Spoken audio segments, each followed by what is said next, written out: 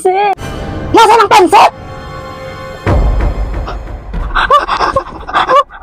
Nasaan ang pansit?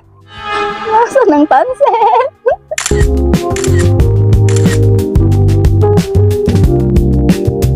Ayun. Ginagamitan ko lang siya ng magic. Alam mo kung ano yung magic? Time management. Halimbawa, nasa bahay ka, tapusin mo muna lahat ng gawaing bahay. Kasi yun naman talaga importante. Family first.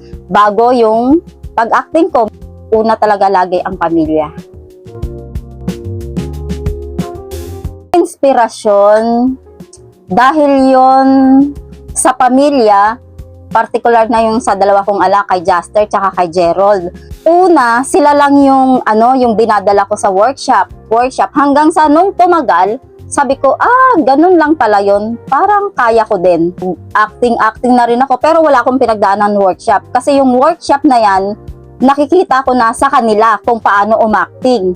Ngayon, ang gusto ko lang i-master, kagaya nung paano umacting sa mata lang nakikita, tapos yung characterization. Pero ang pinaka alam ko nang gawin yung on the spot na umiyak.